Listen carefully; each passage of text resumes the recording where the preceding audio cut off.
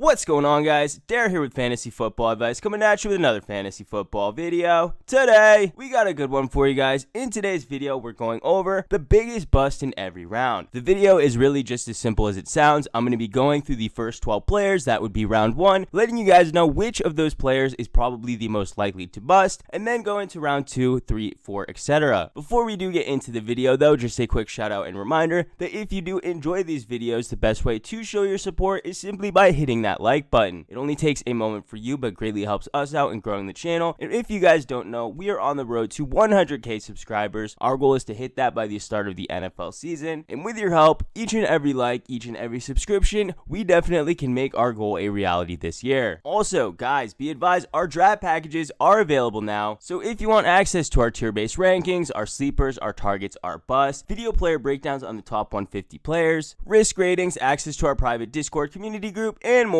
Once again, you can access that at our website, thefantasyfootballadvice.com. Link, as always, in the description box below. With all that being said, though, it's time to hop over to our stat of the day. Yesterday's stat of the day was how many running backs had at least 30 PPR points in a single game last season. The correct answer was actually 16. At the time of recording, nobody had yet gotten this correct, but we'll be sure to update it with the winner as soon as one becomes available. As for today's stat of the day, Dalvin Cook and Derrick Henry led the league in rushing yardage through the final 8 weeks of the season, but which player through that same span ranked third just behind them? Once again, that's Derrick Henry and Dalvin Cook led the league in rushing yards through the final 8 weeks of the season. Which player ranked third right behind them? Leave your answer in the comments section down below. We'll be happy to let you know who wins in tomorrow's video. Without further ado though, it's time to get into the first round. And up on your screen, you're going to see the first round ADP with the top 12 players. Starting at the top, we have Christian McCaffrey, and working our way down, we have Dalvin Cook, Derrick Henry, Alvin Kamara, Saquon Barkley, Ezekiel Elliott, Jonathan Taylor. Then rounding out the first round, we have Tyreek Hill, Nick Chubb, Devontae Adams, Stephon Diggs, and finally Aaron Jones. If out of every player on this list, we do have to select one of them that we do think is going to potentially bust, it definitely has to be Saquon Barkley of the New York Giants. And don't get me wrong, Saquon Barkley is definitely a player that could work out. I mean, his rookie season, he burst onto the scene, finished ultimately as the #1 overall fantasy player in PPR leagues on the back of 261 rush attempts, 1,307 rushing yards. But it didn't just end there. He also received a massive target share. We're talking 121 targets, converting 91 of those into receptions for 721 receiving yards to go along with 15 total touchdowns. Like I had mentioned though, that was good for a finish of the #1 overall fantasy running back, but unfortunately since then, he had been trending downward in many key areas. I'm talking we saw a reduction in overall rushing volume, overall receiving volume, and even the efficiency on each rush attempt, so his yards per carry average was reduced, and from year 1 to year 2, he even saw a reduction in his touchdown rate, and ultimately staying healthy was just something we couldn't guarantee from Saquon Barkley, and we haven't seen him healthy and on the field since all the way back in late 2019. We are now 3 years removed from when Saquon Barkley was putting up elite type production, enough production to warrant where he's currently going in drafts, and if that wasn't worse enough, Saquon Barkley has already come out himself and is not committed towards being healthy to start the season. I'm serious, guys. Saquon Barkley is not a lock to play in week 1. Right now, Saquon Barkley and the Giants coaching staff want him to return healthy, so when he does return, he can put up that type of production that we're expecting from him. But as it stands today, if he's going to play for week 1, his status is currently up in the air. For all of those reasons, Saquon Barkley is going to come in with one of the highest risk ratings out of any running back in the first round. On top of that, we feel he definitely has a strong chance to disappoint anybody who's drafting him in that range. And the odds are, by the time we actually feel comfortable drafting Saquon Barkley, where the reward makes up for the risk that is associated with drafting him, by the time he actually makes it to that spot in the draft, he probably won't be available because somebody will opt to draft him sooner. It's just simply how it's going to go with Saquon Barkley this year, so odds are I likely will not have any shares of him. But that's not to say that that is a death sentence for Saquon Barkley if he's actually able to start the season healthy, and his role in the offense mirrors anything similar to what we saw through parts of his second season and his rookie season, then he 100% can pay off his current draft costs. The only problem is, in order to do that, he will have an uphill battle, and currently you're paying for all of the risk associated with that pick. But admittedly, drafting players at their floor is ideal. However, we're never going to get that type of value in the first round. Saquon Barkley, though, is just coming in a bit overvalued. With that being said, it's time to move into the second round ADP, and up on your screen, you will see the next 12 players from players 13 to 24. Up at the top, you have Travis Kelce, followed by Austin Eckler, DeAndre Hopkins, Calvin Ridley, Antonio Gibson, DK Metcalf, Joe Mixon, Justin Jefferson, AJ Brown, and rounding out the first round, Najee Harris, Michael Thomas, and Clyde Edwards-Helaire. While there are many players within this top 12 that do have an increased level of risk. Players like Joe Mixon, who last season could be considered a bust behind a poor offensive line, a rookie quarterback that's now coming off of a torn ACL. I could see why some people would have Joe Mixon on their bust list.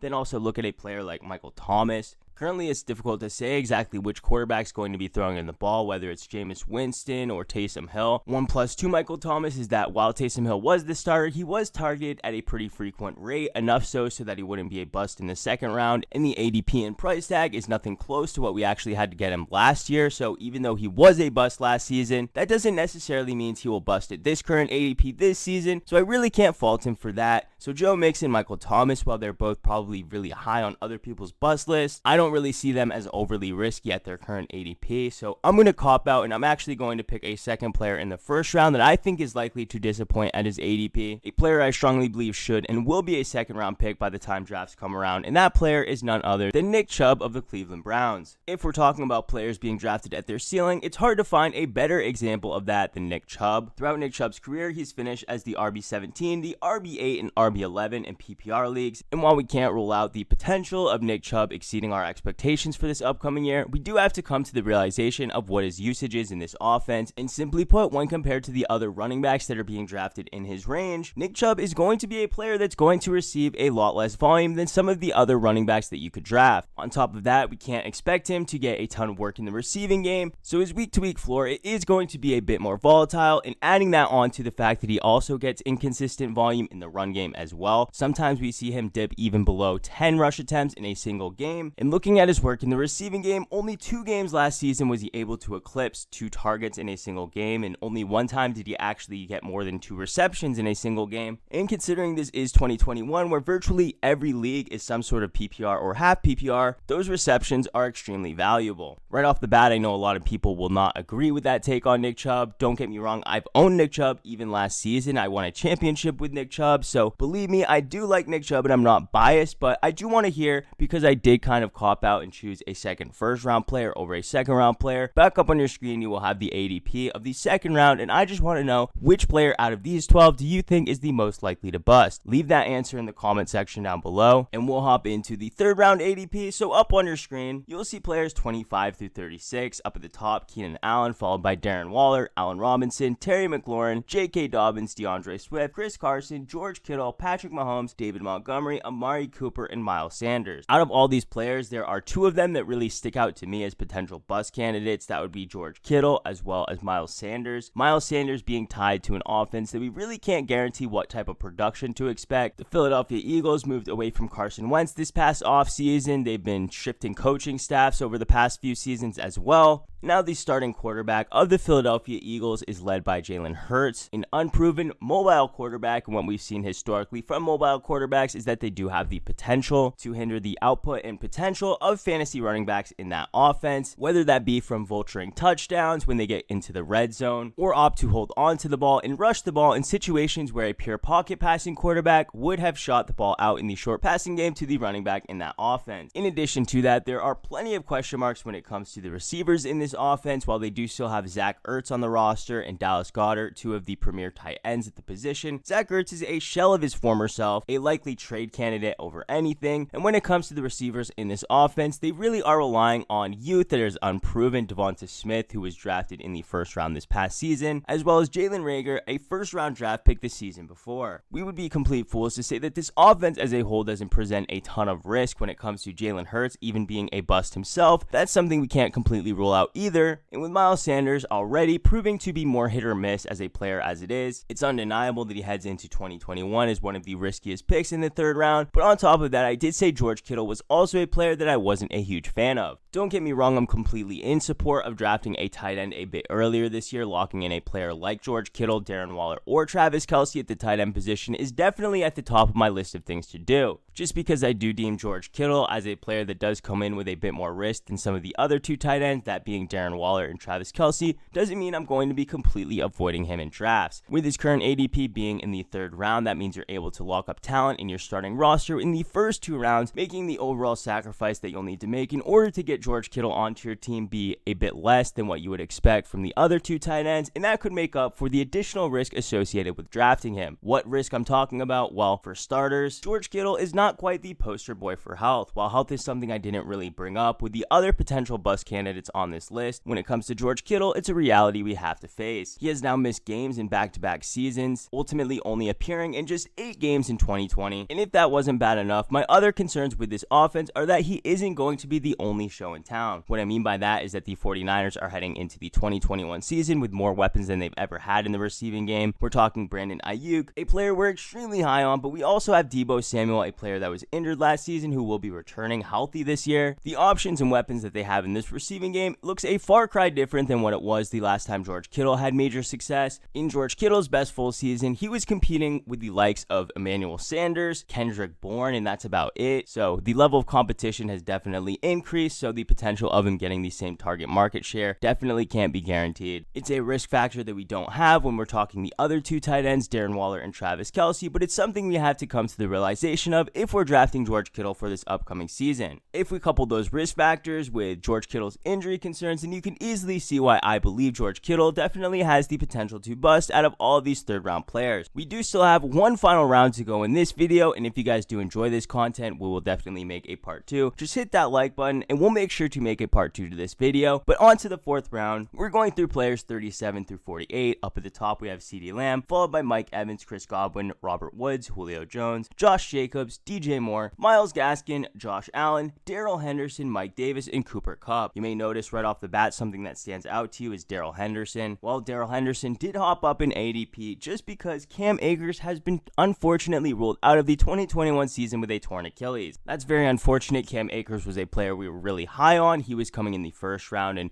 Darrell Henderson's ADP hasn't really shaken out right now, but I would be shocked if his ADP did reach the 1st round. He will definitely be a less ideal target at the running back position despite being in the same offense as Cam Akers. He's a smaller back, a more scat back style player with a smaller body. With all that said, that's not to say that I'm choosing Darrell Henderson as the highest bust player in the 4th round. No, that award goes to Josh Jacobs of the Las Vegas Raiders. Now, Josh Jacobs is certainly a player that should have mostly a stranglehold on the rush attempts in his offense, but when it comes to the work in the receiving game, he's far from a workhorse. We already went over when we discussed Nick Chubb how important it is to have some work in the receiving game so you can have somewhat of a floor week to week. That's something Josh Jacobs just won't have the luxury of having, and with Kenyon Drake now on the roster, a player much more capable of taking away early down work from him in addition to the receiving work, Josh Jacobs is really not a guarantee to get much of anything for 2021. I do know out there are many Josh Jacobs believers, people who do see the Kenyon Drake signing as simply smoke, and that Josh Jacobs is going to head into 2021 receiving the same type of volume and same type of market share that he received in previous seasons. Then if you're in that camp and that's something that you believe, then I can definitely see Josh Jacobs being a great target in the 4th round. Me personally, I do believe that that is just simply too much risk to put into a pick of Josh Jacobs. I did own Josh Jacobs last season, and he was pretty much disappointing.